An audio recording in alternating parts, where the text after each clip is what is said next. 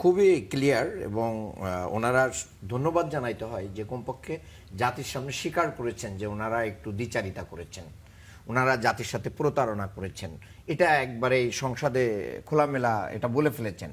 এটা একটা ধন্যবাদ পাওয়ার উপযুক্ত। শেখ হাসিনাও কিন্তু বলেছিল যে নিয়ম রক্ষার একটা নির্বাচন হচ্ছে, যেভাবে বিএনপি 96-এ একটা নিয়ম রক্ষার নির্বাচন দিয়ে 15ই ফেব্রুয়ারির যে নির্বাচন দিয়ে তত্ত্বাবধায়ক সরকার পাশ করে দিয়ে চলে গেছিল, আমরাও ঠিক একই স্টাইলে আমরা এটা করব, কিন্তু আপনারা অবরোধ উঠাই নেন।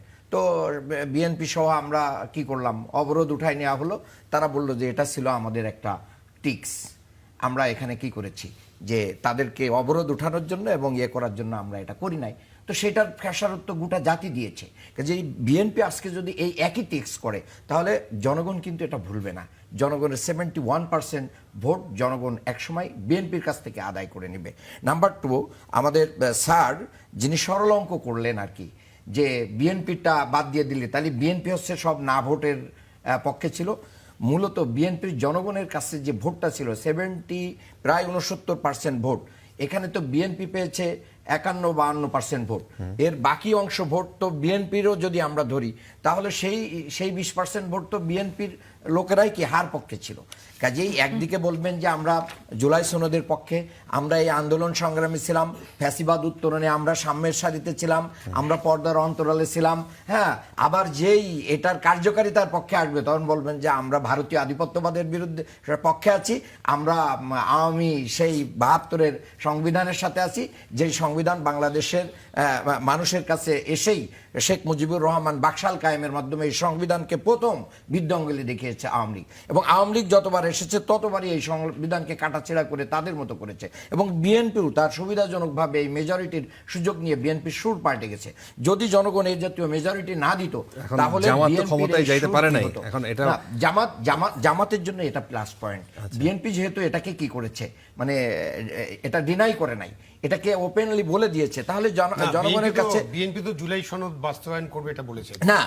তাদের বক্তব্য ক্লিয়ার, তারা যে এটা সাইন করেছে দেখেন বিএনপি সেগুলো তারা বাস্তবায়ন করবে। বিএনপির আপনি যখন গণভোট আদেশটা করছেন তখন তো আপনি না, তখন বিএনপি বলে নাই যে এই গণভোটের আদেশ সরকার প্রেসিডেন্ট দিতে পারে না, বিএনপি এটা বলে নাই, বিএনপি একবারের জন্য বলে নাই। তার মানে বিএনপির অন্তরে একটা ছিল, মুখে আর একটা ছিল। মূলত গোটা 18 কোটি জনগণের সাথেই বিএনপি এখানে প্রতারণা করেছে। কিন্তু দয়া করে এটা কি বলবেন যে সেই সময়ের যা সিচুয়েশন ছিল, এই দেশে যেভাবে মব তৈরি হয়ে যাচ্ছিল, যেভাবে আইন শৃঙ্খলা বাহিনী মোটামুটি অকার্যকর ছিল, যেখানে আদালত সেইভাবে ওয়ার্ক করতে পারে নাই, কোনো ফোর্স রাষ্ট্রীয় বাহিনী সেভাবে ওয়ার্ক করতে পারে নাই, সেই জায়গায় বিএনপির এই ধরনের একটা কৌশল যদি তারা নিয়ে থাকে, সেটা কি খুব বেশি অপরাধ ছিল এই দেশকে একটা লাইনে নিয়ে আসা? যে কৌশল, আমি তো মনে করি যে এই সময় দ্রুত নির্বাচন করার জন্য, সংস্কারবিহীন একটা নির্বাচন করার জন্য এই জাতীয় মব বিএনপির মাধ্যমেই এই বাংলাদেশে বেশি ছড়িয়েছে।